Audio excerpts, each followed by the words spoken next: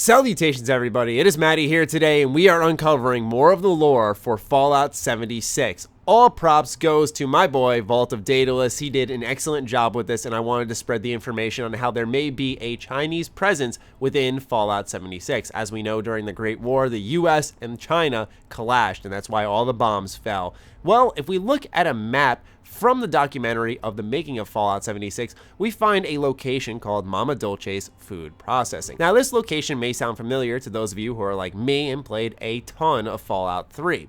It turns out if you go to Gamepedia and find out what exactly Mama Dolce's is, it was once an expanding packaged food processing plant in the Arlington area, but more importantly, all this and the factory held an even greater secret. They were a front for the People's Liberation Army, installing themselves in the Arlington area and garrisoned by a small special operations force. They would carry out significant intelligence, counterintelligence, and sabotage operations throughout the region. Their headquarters for the region was in fact mobile. They relayed their military-grade encrypted communications through Broadcast Tower KT-8, or more specifically, the equipment in the bunker built in the drainage chamber beneath it. So since we know that Mama Dolce's connects to the People's Liberation Army, and now we're seeing a Mama Dolce's location within Fallout 76 being confirmed, I imagine more than likely there is some type of presence from the People's Liberation Army. But there is a lot more evidence to pile on top of this. Considering we know the name of the faction People's Liberation Army, that may explain why, when we see the camp section during Fallout 76's presentation,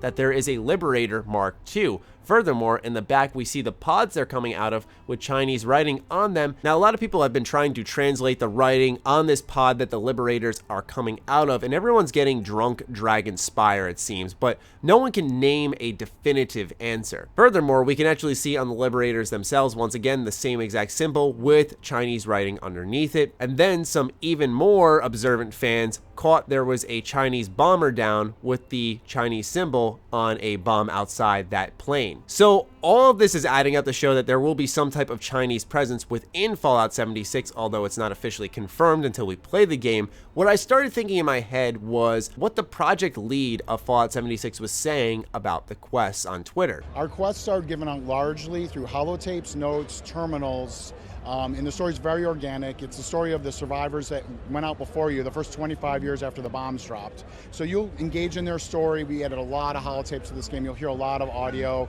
You will, of course, be able to, so that the story's actually rich in a way because you'll be able to hear it as you continue to quest along and enjoy the experience in a way we haven't done before.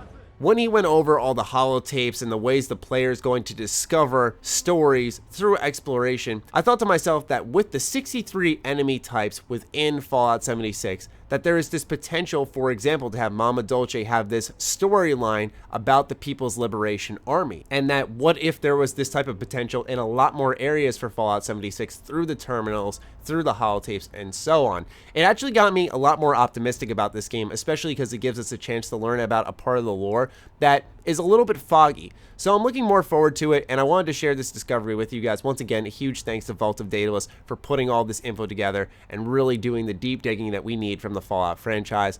And I'd love to hear your thoughts on this in the comments down below, so be sure to fire away. Other than that, follow me on Twitter, like me on Facebook. Those links are in the description down below, along with my Patreon. Do consider supporting that as it fuels all the content we create here. Stay sexy, stay active. I love you all.